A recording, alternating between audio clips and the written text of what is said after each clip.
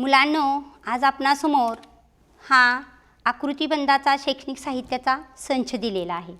या संचामध्ये वेगवेगळे आकार असणारे असे सीट दिलेले आहेत।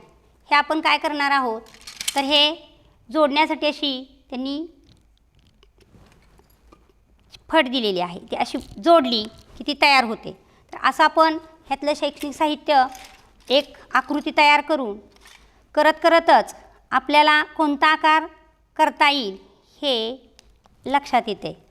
आता बघा, मी ह्या दोन जोडल्या, ही तिसरी जोडली।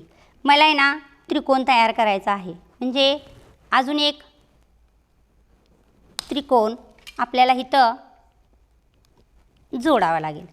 असं जोडल्यानंतर आता मला करण्यासाठी मी हे बाजूचे 3 त्रिकोण उचलले आणि ते एकमेकाला असे फोल्ड केले। हा झाला त्रिकोण। आता यामध्ये हा त्रिकोण आपण इथं समोर ठेवूया। आता तुम्हाला तुमच्या कल्पकतेने कोणताही आकार तुम्ही आता घेऊ शकता आणि त्या पद्धतीने तयार करू शकता। तुमच्याबरोबर मी पण एक आकृती तयार करते, घ्या बघू तुम्हाला कोणतं घ्यायचं आहे ते।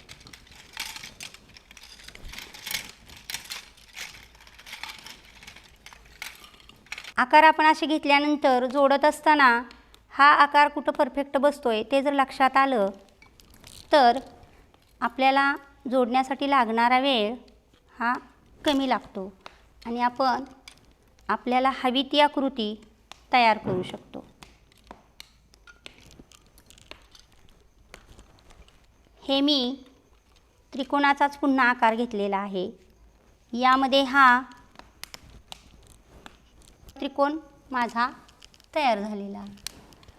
आता तुमचा कोणता आकार तयार होतोय तो मला दाखवा।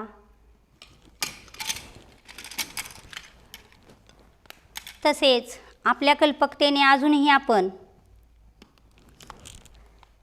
याचे वेगवेगळे आकार पण तयार करू शकतो, जसे की याचं फूल पण होऊ शकते बघा।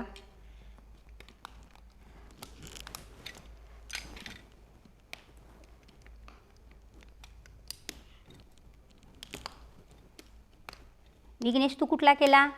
छान। तुझा कोणता झाला तर नाही? चौरस। अरे वा, सुंदर। वेदिका, तू काय बनवतेस ग?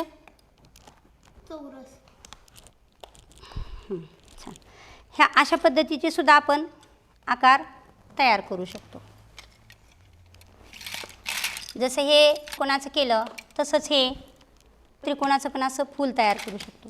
हे आकारातून आपण वेगवेगळे अजून आकार तयार करू शकतो, जसं की हे पंचकोन दिलेले आहेत, हे एकत्र तर जोडले तर अशा पद्धतीचं हे फूल पण तयार होईल।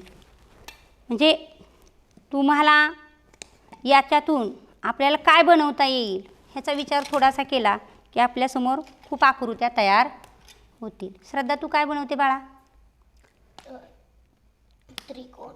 कसला त्रिकोण बनवलास तू? बरं, छान। अशा पद्धतीनं आपण ह्या शैक्षणिक साहित्याचा वापर करून अशा आकृत्या बनवून पुन्हा आपण ह्याचं आकृतिबंध पण घेऊ शकतो, जसे की हे त्रिकोण, हे 2 त्रिकोण पोकळ, त्याच्यानंतर त्रिकोण, त्याच्यानंतर हे तसे पुढे पुन्हा हा असले हे 2 त्रिकोण, त्याच्यानंतर हा त्रिकोण।